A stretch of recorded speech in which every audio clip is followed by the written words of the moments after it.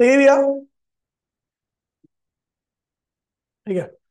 पहला क्वेश्चन क्या कह रहा है, SI system of fundamental units, इनमें से कौन सी जो यूनिट्स है वो सब एसआई और साथ साथ में फंडामेंटल है। ठीक है। तो अगर आप देखोगे तो इनमें मीटर एसआई भी है, फंडामेंटल भी है। Kilogram SI fundamental, second SI fundamental, ampere SI fundamental, kelvin SI fundamental, mole SI fundamental. लेकिन वॉट एसआई तो है लेकिन फंडामेंटल नहीं है। फोर लिख दो भाई। ठीक है। मीटर देखिए मीटर एसआई है लेकिन फंडामेंटल, हाँ मीटर एसआई भी है फंडामेंटल भी है, लेकिन न्यूटन एसआई तो है लेकिन फंडामेंटल नहीं है। ठीक है भैया। मीटर, किलोग्राम, सेकंड, केल्विन, मोल, कैंडेला, ये सब क्या है, एसआई भी है और फंडामेंटल भी है। ना तो हॉर्स पावर और ना ही कुलम। ये ना तो एसआई, ये एसआई तो है लेकिन फंडामेंटल नहीं है। ठीक है। अगर मैं बात करूं मीटर, इसमें देखिए metre, kilogram, second, ampere, kelvin, mole and candela, ये सब एसआई है और साथ साथ में फंडामेंटल भी है। ठीक है भैया, तो आगे बढ़ते हैं। अभी इस वाले चैप्टर को मैंने रिवाइज नहीं करा इसलिए मैं इसको करा नहीं रहा अभी क्वेश्चन। ठीक है, सेकंड वाला क्वेश्चन अभी हम छोड़ दे रहे हैं। ठीक है। ए आपका ये दे रखा है और बी आपका ये दे रखा है। आपको बताना है ए क्रॉस बी का प्रोडक्ट किससे मैच करेगा। तो कुछ नहीं करना आपको, ए क्रॉस बी आप सबको याद होगा, बराबर में क्या हुआ, आई जे और ये के लिख दीजिए। उसके बाद आपने ए लिखा है ना, तो ए के सारे कंपोनेंट्स को लिखना है। ए एक्स, ए वाई, ए जेड, और बी के कंपोनेंट को नीचे लिखना है। तो बी एक्स, बी वाई और बी जेड। बताइए किससे मैच कर रहा है। तो आपको दिख रहा होगा जिससे ही मैच कर रहा है उससे टिक लगा देना आप। ठीक है, आगे बढ़ते हैं। ठीक है। Soldering of two metal possible because of, अगर दो मेटल को शोल्डिंग करना है, ठीक है, जोड़ना है, तो किसके थ्रू पॉसिबल हो पाता है, तो भैया ड्यू टू कोहेशन फोर्स। ठीक है भैया, उनके अंदर जो कोहेसिव नेचर होता है उसकी वजह से। क्वेश्चन नंबर 5 देखिए। क्वेश्चन नंबर 5 में आपको दिखा हुआ है एक स्पेरिकल प्लेनेट है जिसका मास क्या है, एमपी है।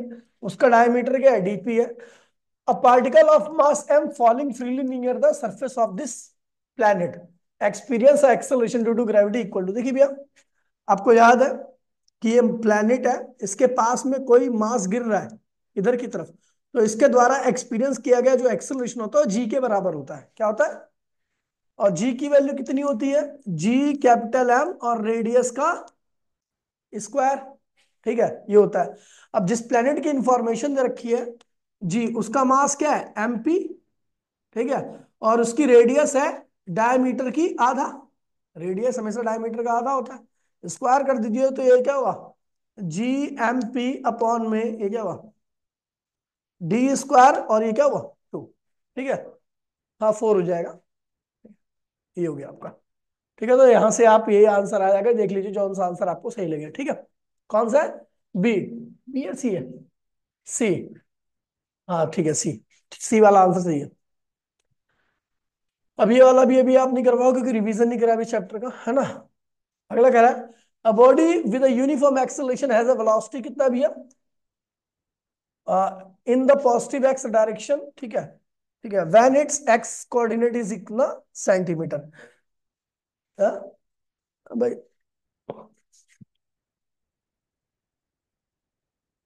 ठीक है, लिखने की जगह नहीं होती ना।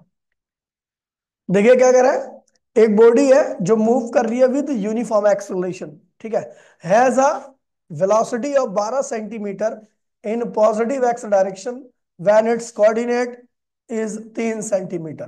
ठीक है, जब उसका कोऑर्डिनेट क्या होता है, 3 सेंटीमीटर होता है। If it's coordinate is 2 second later, 2 second बाद उसका कोऑर्डिनेट क्या है, -5 सेंटीमीटर हो जाए, तो what is the magnitude and acceleration of this. बहुत आसान क्वेश्चन है। ठीक है, लास्ट क्लास में इसको लेटर में ही समझने में दिक्कत होगी थी। ठीक है, पहले कहां पे था भैया, आपका 3 पे था। ठीक है, और 2 सेकंड बाद कहां पहुंच जाएगा, -5 पे। ठीक है, तो आपका जो डिस्प्लेसमेंट होता है वो फाइनल पोजीशन माइनस इनिशियल, यानी -8 आ जाएगा आपका डिस्प्लेसमेंट। ठीक है, बॉडी जब चल रही थी, जब उसको ऑब्जर्व किया गया, उसकी इनिशियल वेलोसिटी क्या थी, 12 मीटर पर सेकंड।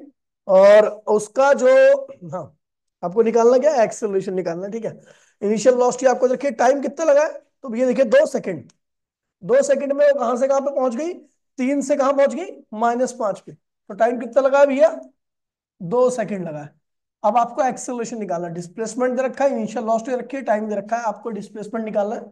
कौन सी इक्वेशन इस्तेमाल करोगे? तो एस इक्वल्स टू में UT plus half A T square. यहां पर आपको डिस्प्लेसमेंट दे रखा है -8, यू आपको दे रखा है 12, टाइम आपको दे रखा है 2 प्लस हाफ। एक्सेलरेशन आपको निकालना ही है, टाइम आपको 2 सेकंड दे रखा है, सॉल्व कर लीजिए, यहां से आपका एक्सेलरेशन आ जाएगा। ठीक है, आगे बढ़ते हैं। आठवां भी रहने दीजिए। वैसे आसान है लेकिन अभी आपको हो सकता है समझ में ना आए। चलो, आगे बढ़ते हैं। लिखा हुआ the velocity of efflux of liquid through the orifice bottom of the tank does not depend. देखिए भैया, जब पानी निकलता है ना टैंक के बॉटम से, जो ओरिफिस होता है, तो उसकी जो वेलोसिटी होती है वो आती है √2 g h। एच क्या है? लिक्विड की हाइट। लिक्विड की हाइट, उस ओरिफिस से कितनी हाइट तक लिक्विड भरा पड़ा है। ठीक है, ये लिक्विड की वेलोसिटी है जो ओरिफिस से निकल रहा है। ठीक है, तो कह रहा है किस पे डिपेंड नहीं करती, तो कह रहा है एक्सेलरेशन ड्यू टू फोर्स। ठीक है, देखिए एक्सेलरेशन ड्यू टू फोर्स, मान लीजिए आप ऊपर से बाहर से फोर्स लगा दो इस सिस्टम के ऊपर, ये मान लो एक कंटेनर है, इसके ऊपर बाहर से फोर्स लगा दोगे ना, तो ये एक्सेलरेट करेगा सिस्टम, और इसके एक्सेलरेशन से यहां से निकलने वाले पानी पे क्या होगा? प्रभाव पड़ेगा। इसलिए बाहर से लगने वाला फोर्स इस ओरिफिस से निकलने वाले लिक्विड की वेलोसिटी को प्रभावित कर सकता है। ठीक है, तो मतलब इस पे डिपेंड कर रहा है। एक्सेलरेशन ड्यू टू ग्रेविटी वो साफ दिख रहा है यहां पर कि आपका ये वेलोसिटी जो है वो किस पे डिपेंड कर रही है? एक्सेलरेशन ड्यू टू ग्रेविटी पे भी डिपेंड कर रही है। हाइट ऑफ लिक्विड पे डिपेंड कर रही है, हाँ भाई डिपेंड कर रही है। देखो यहाँ क्या लिखा है? Size of orifice. ऑरिफिस का साइज पे डिपेंड नहीं कर रही, लेकिन ऑरिफिस का मतलब ये नहीं है कि बड़ा सा छेद बना दो, फाइन होल होता है ऑरिफिस का मतलब। ठीक है, लिखा हुआ है satellite is revolving around the earth with the kinetic energy E. एक सैटेलाइट जो है वो अर्थ के चारों ओर घूम रहा है, कितनी काइनेटिक से? ए से। आपको कितनी और एनर्जी देनी पड़ेगी ताकि वो सैटेलाइट क्या हो जाए भैया? ऑर्बिट को छोड़ करके बाहर निकल जाए। ऑर्बिट को छोड़ करके बाहर निकलने का मतलब कहां पहुंच जाए? इन्फिनिटी पर। कहां पहुंच जाए? तो आपको पता है भैया टोटल एनर्जी एट इन्फिनिटी क्या होता है भैया? जीरो होता है। और टोटल एनर्जी किसके बराबर होता है? काइनेटिक प्लस पोटेंशियल बराबर में क्या होना चाहिए? जीरो। आपको बता दूं काइनेटिक जो होता है, पोटेंशियल जो होता है नेगेटिव होता है एक्चुअल में। ठीक है, पोटेंशियल एनर्जी जो होती है वो नेगेटिव होती है, क्योंकि अट्रैक्शन की वजह से आ रही है। तो अगर जीरो कर दोगे तो इसका मतलब क्या है कि जो आपको एक्स्ट्रा एनर्जी देनी पड़ी है वो के बराबर ही देनी पड़ेगी। इसको उधर ले आओ, तो जो आपने एक्स्ट्रा एनर्जी दी है उसको, ताकि वो एस्केप होके निकल जाए, तो वो के बराबर ही होगी। के कितना है यहाँ पर? ई के बराबर है, तो आपके जो आंसर आएगा वो ई ही रहेगा। ठीक है,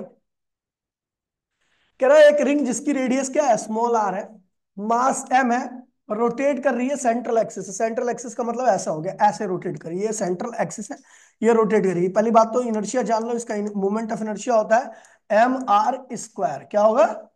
mr²। और आपको एक रिलेशन पता होगा, v इक्वल्स टू क्या होता है? Omega R. क्या आता है? v equals to omega R. तो कह रहा है कि भैया द काइनेटिक एनर्जी, इसकी काइनेटिक क्या होगी? तो भैया किसी भी रोटेटिंग बॉडी की काइनेटिक होती है आपकी हाफ आई ओमेगा स्क्वायर। क्या होती है? ये रोटेशन मोशन में काइनेटिक एनर्जी का फॉर्मूला है। ठीक है, तो ये हो गया हाफ आई कितना है? mr², और ओमेगा स्क्वायर। तो सॉल्व कर लीजिए, mr², ओमेगा स्क्वायर अपॉन में कौन सा टू, जौन सा देख लीजिए ये वाला पहला कौन सा है? B option. ठीक है, ठीक है, बी ऑप्शन ठीक है। चलो आगे बढ़ते हैं। ठीक है, आपको याद होगा मैंने बताया था किसी सरफेस पे गिरने वाली एनर्जी अगर क्यू है, तो उसका कुछ पार्ट क्या होता है? ट्रांसमिट हो जाता है, कुछ पार्ट क्या, सॉरी, रिफ्लेक्ट हो जाता है, कुछ पार्ट क्या होता है? ट्रांसमिट हो जाता है, और कुछ पार्ट क्या होता है? ये सरफेस के द्वारा एब्जॉर्ब कर लिया जाता है, तो मैंने उसको लिख दिया क्यू बी। ठीक है, अगर मैं रिफ्लेक्टेड पार्ट अपॉन में इंसिडेंट पार्ट करता हूं तो इसे कहते हैं रिफ्लेक्टेंस। क्या कहते हैं इसे? Transmitted part, transmitted part upon में इंसिडेंट पार्ट, इसे कहते हैं ट्रांसमिटेंस। ठीक है, और एब्जॉर्ब पार्ट अपॉन में इंसिडेंट पार्ट एब्जॉर्प्टेंस कहलाता है ये। तो क्या कह रहा है? Ratio of the amount of heat radiation transmitted through the body, body transmit कर रही है, to the amount of heat radiation incident on it, क्या कहलाता है? ट्रांसमिटेंस। क्या कहलाएगा? ट्रांसमिटेंस, ये ध्यान रखना। ठीक है, देखिए क्या कह रहा है? Power developed in circular motion is always zero. कह रहा है भैया power developed in circular motion क्या हमेशा जीरो होता है? तो भैया पहले इसे समझ लीजिए। पहले ये उस दिन क्या थी, क्या बता रहा था? नहीं, नहीं बनना, लिख ले वरना रिकॉर्डिंग खराब। ठीक है, देखिए इसका, इसको ऐसा बोलना चाहिए, ठीक है? अगर ये यूनिफॉर्म सर्कुलर मोशन होता, क्या होता? यूनिफॉर्म। अब यूनिफॉर्म सर्कुलर मोशन में क्या होता है कि जो फोर्स सेंटर की तरफ लगता है ना, सेंट्रीपिटल फोर्स, और पार्टिकल की वेलोसिटी, इन दोनों के बीच में एंगल हमेशा क्या बनता है? 90 डिग्री ही बनता है यूनिफॉर्म सर्कुलर मोशन में। और ये एंगल जब 90 बनेगा तो आपको पता है पावर का फॉर्मूला क्या होता है? F V. किसी को पता है F V cos theta power का फॉर्मूला होता है ये? नहीं पता? पावर का फॉर्मूला आपको कौन सा पता है? वर्क अपॉन में टाइम तो पता होगा। वर्क क्या होता है? फोर्स डिस्प्लेसमेंट कॉस थीटा, है ना? अपॉन में टाइम, डिस्प्लेसमेंट अपॉन में टाइम क्या होता है? वेलोसिटी होता है। तो एफ वी कॉस थीटा यहां से आ गया। और यूनिफॉर्म सर्कुलर मोशन में ये एंगल हमेशा ही क्या होता है? 90 डिग्री होता है। क्या होता है? 90 डिग्री होता है। इसकी वजह से हमेशा पावर का, पावर क्या निकलेगी आपकी? जीरो निकलेगी यूनिफॉर्म से, ऑलवेज, हमेशा करेंगे। लेकिन नॉन यूनिफॉर्म सर्कुलर मोशन में क्या होता है कि वेलोसिटी लगातार बदलती रहती है, ठीक है? मैग्नीट्यूड बदलता रहता है। तो ये ऐसी पॉसिबिलिटी आती है कि ये एंगल कई बार 90 डिग्री नहीं होता। जब 90 डिग्री नहीं होगा तो इसका मतलब वर्क होगा, वर्क होगा तो पावर होगी, पावर होगी तो ये, समझ गया? तो यूनिफॉर्म सर्कुलर मोशन केस में ही क्या होता है अभी आपका? जीरो होता है, क्योंकि एंगल हमेशा क्या बनता है? 90 डिग्री बनता है। और नॉन यूनिफॉर्म के केस में भी है, फोर्स और वेलोसिटी के बीच में कई बार एंगल 90 डिग्री नहीं रहता, इसलिए हमेशा पावर नहीं निकलेगी। Word in case of circular motion is zero. ठीक है भैया, सर्कुलर मोशन में वर्डन जीरो होता है, ठीक है? हाँ ये बात ठीक है, वर्डन जीरो होगा, लेकिन पावर हर सर्कुलर मोशन में जीरो नहीं होती है, ठीक है? देखिए अब ये वाला अगला क्वेश्चन कह रहा है, if two bodies are in thermal equilibrium in one frame, they will be thermal equilibrium in all frame। कह रहा है दो बॉडी एक दूसरे के थर्मल इक्विलिब्रियम में है किसी एक फ्रेम से, तो क्या वो हर फ्रेम ऑफ रेफरेंस के रिस्पेक्ट में थर्मल इक्विलिब्रियम बनेंगे? भैया तो बिल्कुल, हर पॉइंट, जैसे मान लीजिए ए के रिस्पेक्ट में बी और सी पॉइंट क्या थर्मल इक्विलिब्रियम में है बॉडी के अंदर, ठीक है? तो बाकी दूसरे पॉइंट के रिस्पेक्ट में भी क्या रहेंगे? वो थर्मल इक्विलिब्रियम में रहेंगे। ये भैया एकदम सही बात है, ठीक है? Because the transfer of energy from hot body to cold body is a non-mechanical process. The energy is transferred from one body to another body without any mechanical burden. कह रहा है कि भैया जो एनर्जी का ट्रांसफर होता है एक बॉडी से दूसरी बॉडी में, वो एक कैसा प्रोसेस है? Non mechanical. देखिए मैकेनिकल वो होता है जहां पर मोशन होती है, मूवमेंट होती है, वो मैकेनिकल कहलाता है। और नॉन मैकेनिकल होता है जहां पर मोशन मूवमेंट नहीं होती। अब देखिए अगर ठीक है, process the energy is transferred from one body to another. देखिए भैया यहां पर अगर मैं बात करूं तो भैया हॉट बॉडी से कोल्ड बॉडी की तरफ एनर्जी का ट्रांसफर देखिए तीन तरीके से होता है। एक होता है आपका कंडक्शन, एक होता है कन्वेक्शन, और तीसरा होता है रेडिएशन। कंडक्शन और कन्वेक्शन ये दोनों ही क्या है भैया? एक तरह से मैकेनिकल प्रोसेस होते हैं, क्योंकि यहां पर मॉलिक्यूल्स की मूवमेंट के थ्रू हीट का ट्रांसफर होता है, ठीक है? तो लेकिन रेडिएशन में मॉलिक्यूल की किसी प्रकार की कोई मूवमेंट नहीं होती। तो इसलिए कथन क्या होगा? सत्य होगा। कि ये जब असत्य होगा मतलब गलत होगा ये रीजन। एक बार देखना रीजन गलत है, देख लो एक बार, चेक कर लो फटाफट जल्दी।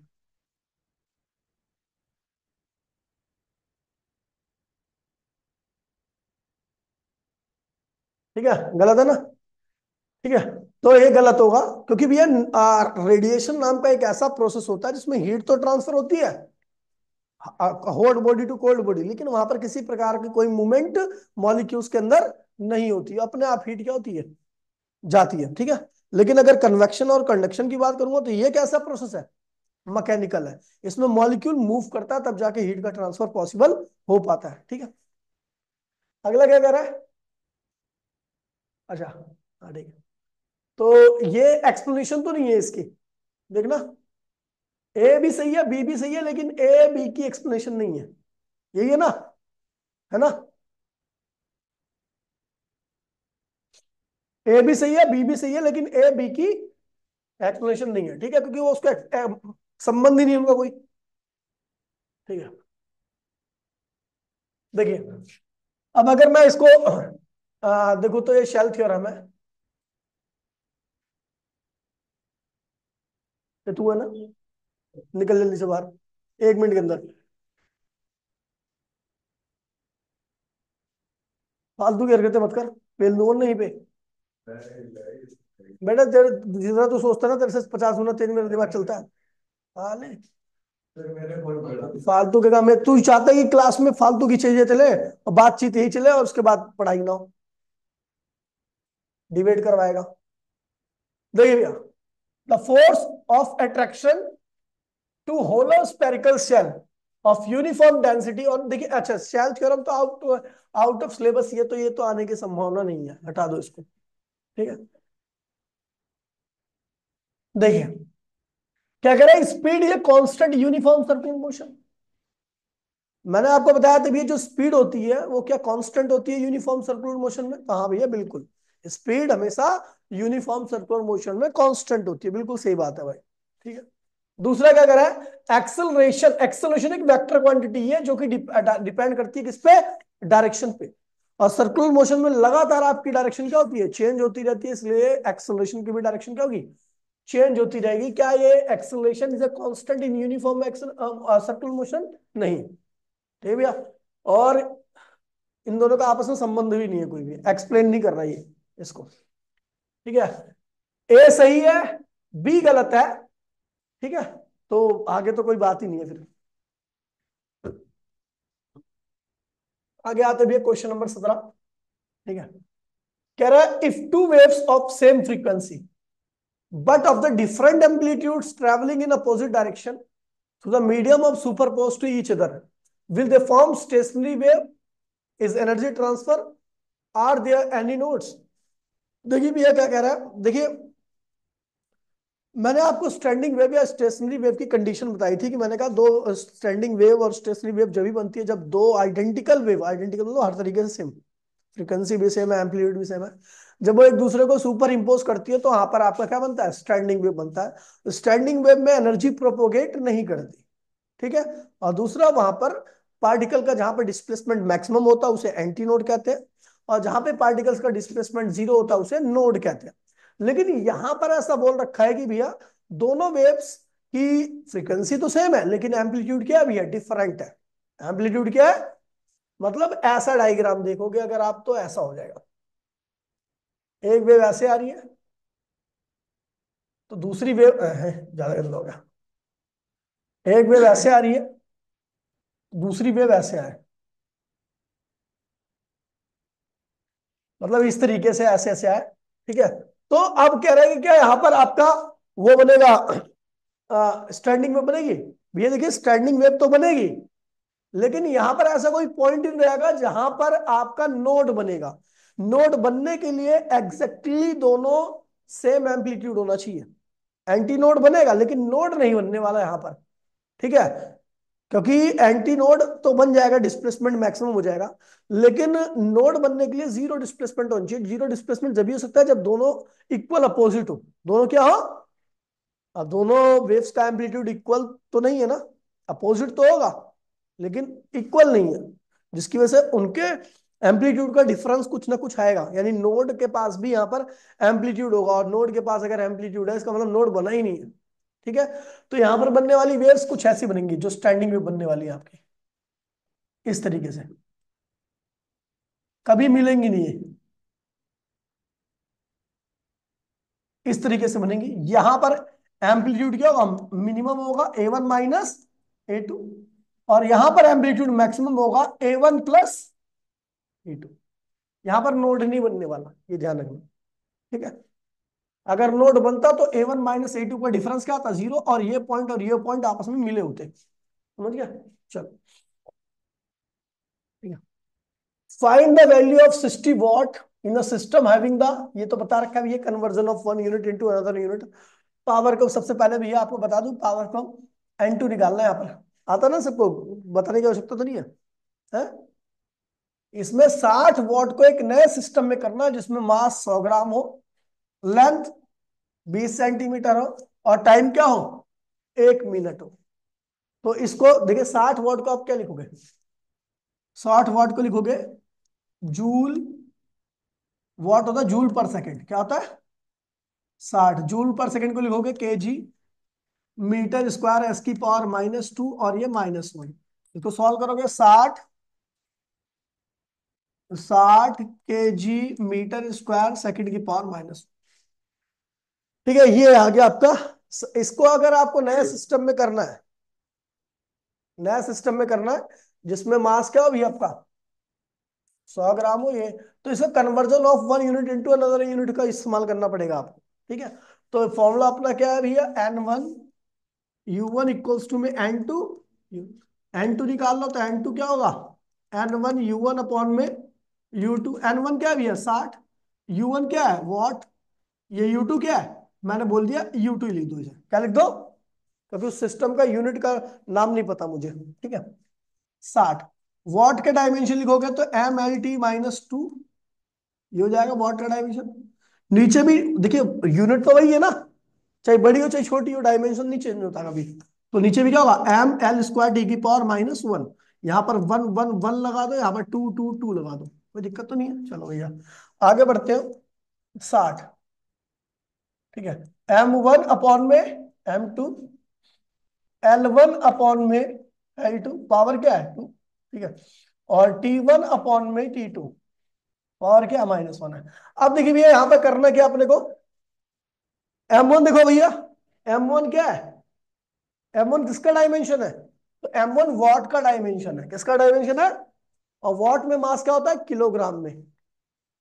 L1 किसका डायमेंशन है, वॉट का डायमेंशन है, और वॉट में जो लेंथ होती है वो क्या होती है मीटर में, किसमें होती है, और T1 किसका डायमेंशन है, वॉट का डायमेंशन है, और जो वॉट में टाइम होता है वो किसमें होता है सेकंड में। तो आप इसको लिखोगे 60, इसको लिखोगे किलोग्राम, और नया जो M2 है वो नए सिस्टम का मास है, नया सिस्टम में मास कितना है 100 ग्राम, क्या है,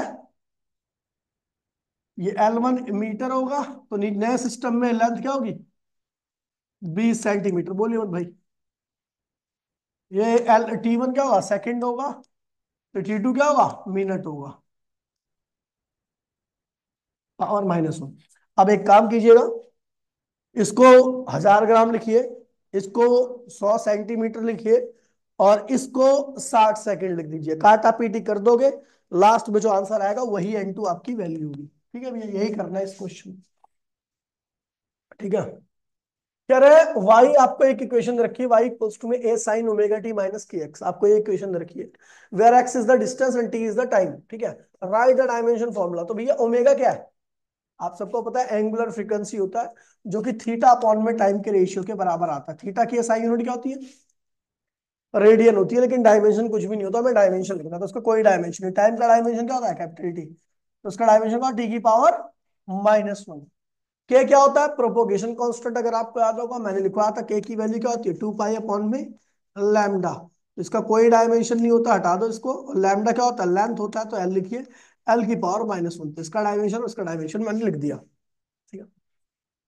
what do you mean by the inertia of motion, inertia of motion कहता है भैया अगर कोई बॉडी मोशन में है तो वो मोशन में ही रहेगी, कब तक, जब तक कि उसके ऊपर कोई बाहर से फोर्स लग ना जाए और उसकी मोशन को चेंज ना कर दे, ठीक है भैया।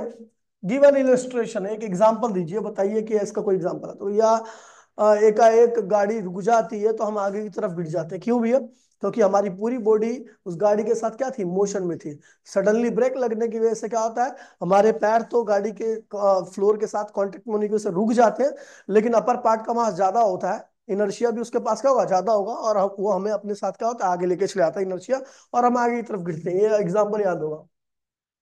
How much below the surface of earth does the acceleration due to gravity become 70%, आप कितनी गहराई में जाओ कि आपकी एक्सेलरेशन ड्यू टू ग्रेविटी कितनी बचे, केवल 70% बचे, ठीक है। जो किसकी 70%, जो सरफेस पे है। तो भैया डेप्थ का फॉर्मूला था, अगर आपको याद होगा, तो एक्सेलरेशन ड्यू टू ग्रेविटी या डेप्थ का फॉर्मूला था जी डी इक्वल्स टू में G1 - D अपॉन में आर, किसको किसको याद है, याद है, ये डेप्थ का फॉर्मूला था, variation in G due to depth, ठीक है, तो ये फॉर्मूला था आपका। ठीक है, तो कह रहा है कि भैया ये कितनी बचे, 70%। कितनी बचे, 70, जी का 70%। तो जी का 70% मतलब 70 जी अपॉन में 100। इसको रहने दीजिए जी, और 1 - डी अपॉन में आर कर दीजिए। जी से जी क्या हुआ, कैंसिल हो गया।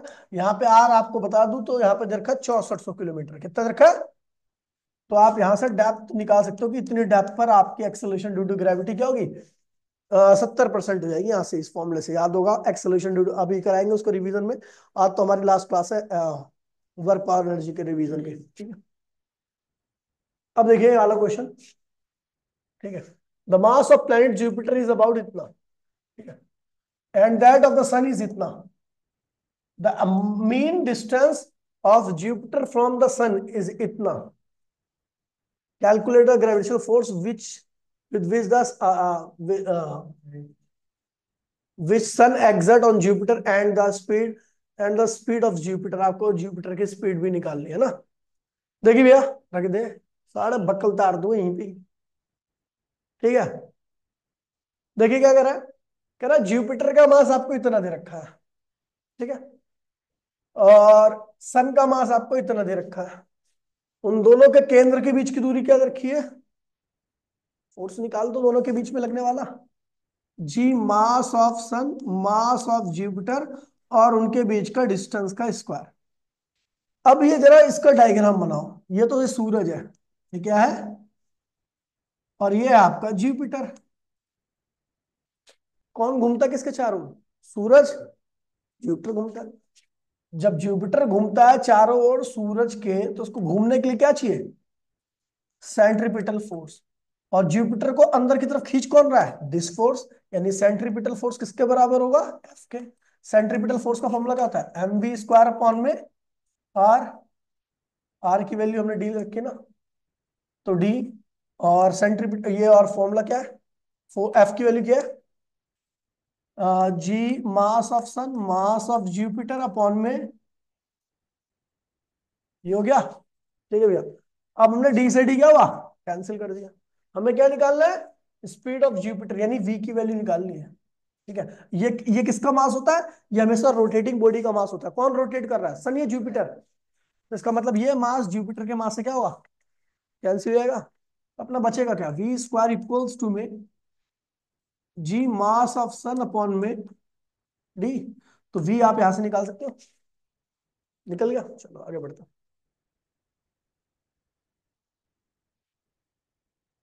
कह रहा है एक मरकरी ड्रॉप है, ऑफ रेडियस कितनी है, 1 centimetre, spread into the 10 lakh droplets of equal size, calculate the energy expanded. ये काफी ज्यादा अच्छा क्वेश्चन है और काफी बार आ रखा है। ठीक है, तो पहली बात तो एक बात ध्यान में रखना कि इस 1 सेंटीमीटर ड्रॉप का जो भी वॉल्यूम होगा, वो इस 10 लाख ड्रॉप के वॉल्यूम के क्या होगा, बराबर आएगा। ठीक है, तो मैंने वही लिखा है कि भैया volume of bigger drop equals to में 10 की power 6 times of volume of smaller drop. Volume of bigger drop क्या होगा, 4/3 pi r³ 10 to the power 6, 4/3 pi small r³। कोई दिक्कत तो नहीं है। तो ये क्या हुआ, कैंसिल हो गया। ठीक है, कैंसिल हो गया, तो आपको ये इधर लाओ, r की पावर 3/10 की पावर 6, और स्मॉल r³ स्मॉल r की वैल्यू क्या होगी, r/10 की पावर, देखिए इसको लिखोगे तो 10 की पावर केवल क्या बचेगा आपका, 2 बचेगा। 3 कैसे बचेगा भाई, अगर आप 10 to the power 6 की पावर 1/3 लिखोगे तो वो 10 to the power 2 ही बचेगा आपका। ठीक है, तो मतलब जो छोटी वाली ड्रॉप है ना, जो 10 लाख ड्रॉप बनी उनकी रेडियस ये है। ठीक है, अब हमें निकालना है एनर्जी का चेंज कितना हुआ है। तो एनर्जी का चेंज क्या होता है भैया, देखिए चेंज इन एनर्जी जो होता है वो होता है final energy, final energy minus initial. देखिए फाइनल एनर्जी जो होती है, देखिए देखिए अगर आपको याद होगा एक सरफेस के, मैंने आपको सरफेस, मैंने एनर्जी का फॉर्मूला कराया था, अगर आपको याद होगा तो सरफेस एनर्जी का क्या था। अब मैं बताया था ना सरफेस एनर्जी का फॉर्मूला क्या था, N sigma delta A. N sigma N क्या है, number of phase in contact with air. Sigma क्या है, सरफेस टेंशन। क्या है, सरफेस टेंशन। डेल्टा ए क्या है, चेंज इन एरिया। क्या है, चेंज इन एरिया। तो भैया आप एक चीज देखो कि ये फॉर्मूला ध्यान रखना, ठीक है आपका। तो ये ड्रॉपलेट्स है, क्या है ये, तो ड्रॉप की कितनी सरफेस एयर के कांटेक्ट में होती है, बबल की दो सरफेस होती है एयर के कांटेक्ट में, एक अंदर वाली एक बाहर वाली। ड्रॉपलेट्स की कितनी होती है, एक, क्योंकि अंदर पानी होता है, बाहर क्या होती है, एयर होती है। तो केवल एक सरफेस एयर के कांटेक्ट में आने वाली है, ठीक है। तो हम लिखते हैं फाइनल, फाइनल वाली में क्या है, कितनी, फाइनल वाली कितनी ड्रॉपलेट्स है। चलो एक काम करो, पहले सरफेस एरिया का चेंज निकाल लो, है ना, डेल्टा ए निकाल लेता हूं मैं, वो ज्यादा आपके लिए बेटर रहेगा। अभी बताता हूँ डेल्टा ए क्यों निकाल लो, पहले मैं डेल्टा ए निकाल लेता हूँ।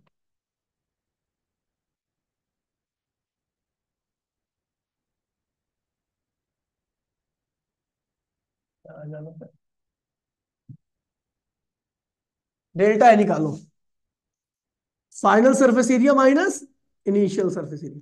फाइनल सरफेस एरिया क्या होगा, 10⁶ इंटू में surface area of single drop let's minus surface area of bigger droplets, bigger droplets. अभी इसका जरा समझिए इसको। मैं कह रहा हूं भैया जो 10⁶ 10 लाख ड्रॉपलेट्स बनी है, वो किससे बनी है, एक ड्रॉपलेट से। एक ड्रॉपलेट्स का एरिया जो भी होगा स्टार्टिंग में, और जो उससे 10⁶ ड्रॉपलेट्स बनी है, उन सब का कंबाइन एरिया जो होगा, वो एक ड्रॉपलेट्स के सरफेस एरिया से क्या होगा, ज्यादा हो जाएगा। नहीं समझे, आपके पास 1 किलो आटा है, ठीक है, आपने एक सिंगल वो बनाया, क्या कहते हैं, उसको पानी मिला करके उसको एक स्फीयर बना दिया, ठीक है। उसका सरफेस एरिया नोट करना, और उसी से अब छोटे छोटे बहुत सारे और गोलियां बना देना, उन सब का सरफेस एरिया नोट करना। तो आप देखोगे जब आप छोटी छोटी गोलियां बना दे रहे हो ना, तो उन सब का बने तो उसी आटे से है, उतना ही वॉल्यूम है, लेकिन सरफेस एरिया जब छोटा छोटा कर दिया आपने, तब ज्यादा हो गया। समझ गए, तो यानी क्या हुआ, इस केस में इनका वॉल्यूम क्या, सरफेस एरिया बढ़ जाएगा जब सिंगल वाले थे उससे ज्यादा। समझ गए, तो इसका सरफेस एरिया का 10⁶ सरफेस एरिया का फॉर्मूला क्या होता है, 4 4 पाई r स्क्वायर, 4 पाई, इतनी ड्रॉप है तो इतना सरफेस एरिया हो गया, माइनस बड़ी वाली ड्रॉप का सरफेस एरिया क्या होगा, 4 पाई R स्क्वायर। अब देखिए भी हमारा कॉमन क्या आ रहा है, 4 पाई कॉमन आ गया है ना, 10⁶ small r square R square, ये हो गया भैया चेंज इन सरफेस एरिया। ये क्या आ गया, डेल्टा ए आ गया। अब आपको निकालना चेंज इन एनर्जी, तो चेंज इन एनर्जी का फॉर्मूला क्या आता है, change in energy equals to में N sigma delta A. N क्या है, क्योंकि आपको पता है ये ड्रॉपलेट्स है, तो number of surface in contact with air कितनी है, एक। सरफेस टेंशन की वैल्यू आपको ये दे ही रखी है ऑलरेडी इसने, डेल्टा ए आपने यहाँ पे निकाल ही रखा है। अब डेल्टा ए में आर की, स्मॉल आर की वैल्यू आप यहां से निकाल लोगे, क्योंकि कैपिटल आर आपको दे रखा है, उसे 10⁻² से डिवाइड कर देना, ठीक है। और कैपिटल आर की वैल्यू आपको ऑलरेडी दे रखी है 1 सेंटीमीटर, ये कैपिटल आर है और ये स्मॉल आर ऐसे निकल रहा है, ठीक है भैया। तो इस तरीके से क्वेश्चन हो जाएगा, बहुत बढ़िया क्वेश्चन है, ठीक है, ध्यान रखो इसे, आगे बढ़ते हैं, ठीक है। देखिए, define thermal conduction, briefly explain the molecular mechanism, ठीक है। थर्मल कंडक्शन क्या होता है, तो it is the process of transfer of heat from hot part two cold part by mechanical mean, by mechanical mean मतलब एक्चुअल मूवमेंट होगी molecules की यहाँ पर, कंडक्शन, ठीक है। कंडक्शन एक प्रोसेस जिसमें हीट का ट्रांसफर होता है high temperature to lower temperature, ठीक है भैया, और मैकेनिकल मीन्स के थ्रू, किसके थ्रू, ठीक है। Briefly explain the molecular mechanism, mechanism इसमें बतानी है कि कैसे होता है ट्रांसफर। तो जैसे ही मॉलिक्यूल हीट मिलती है उसको, तो हीट लेकर के वो क्या करता है, मूव करने लगता है तेजी से, ऑसिलेट करने लगता है अपने जहां पर बैठा होता है वहां पर वो तेजी से ऑसिलेट करता रहता है, तो अपनी एनर्जी को टकरा करके दूसरे मॉलिक्यूल को ट्रांसफर करता है, ऐसे ऐसी वो भी स्टार्ट कर देगा मोशन, फिर वो अगले को ट्रांसफर करेगा। इस तरीके से मॉलिक्यूल्स की मूवमेंट की वजह से ये एनर्जी क्या होगी, आगे ट्रांसफर होती रहेगी, ठीक है। क्वेश्चन नंबर 24 क्या कह रहा है भैया, 31 क्वेश्चन होते हैं वैसे हर पेपर में, ठीक है, 31 से 32 क्वेश्चन, तो हम पहुंच ही गए काफी हद तक, ठीक है। A particle is moving along a straight line and its position. बहुत बढ़िया क्वेश्चन है, पहले बता दे रहा हूँ भैया मैं, और ये हो सकता है आपके पेपर में मिल जाए। ठीक है, कह रहा है भैया कि पहले देखिए, the time eight which velocity zero, हमें क्या रखा है एक्स, वेलोसिटी निकालो। वेलोसिटी क्या होगा, 2t² 3t², ये क्या होगा 12t - 15, ये वेलोसिटी आ गई। अब कह रहा है किस टाइम पर ये वेलोसिटी जीरो है, तो भैया मैंने बोल दिया जीरो टाइम, वेलोसिटी क्या है आपकी जीरो। कह रहा है भैया किस टाइम पर वेलोसिटी जीरो, तो मैंने वेलोसिटी की वैल्यू क्या रख दी, ये वेलोसिटी है ना, इसको जीरो कर दिया। अब इसे क्वाड्रेटिक इक्वेशन बना लो, क्या बना लो, क्वाड्रेटिक इक्वेशन में टाइम की एक वैल्यू आएगी पॉजिटिव, एक वैल्यू आएगी नेगेटिव, और दूसरी आएगी पॉजिटिव। तो पॉजिटिव वाली अपने को चलेगा, पॉजिटिव वाली सही को, नेगेटिव वाली नहीं चलेगा।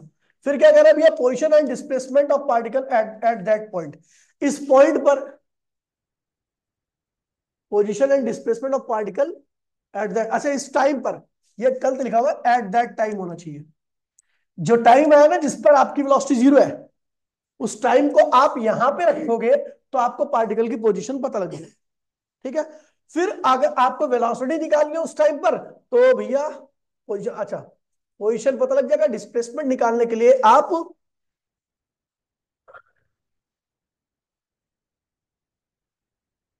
डिस्प्लेसमेंट निकालने के लिए यार, डिस्प्लेसमेंट चेंज इन पोजीशन के बराबर, चलो पहले इसे देख लो। एक्सेलरेशन ऑफ पार्टिकल, एक्सेलरेशन के लिए आप इसको एक बार करोगे तो वेलोसिटी आएगा, दोबारा करोगे डिफरेंशिएट तो क्या आएगा, एक्सेलरेशन, और वही आपको रख देना है। ठीक है भैया, अब नीचे क्वेश्चन दे रखा है, बहुत प्यारा क्वेश्चन है 25वां। ठीक है, ये काफी बार आ भी रखा है। तो भैया एक क्या है, वेट,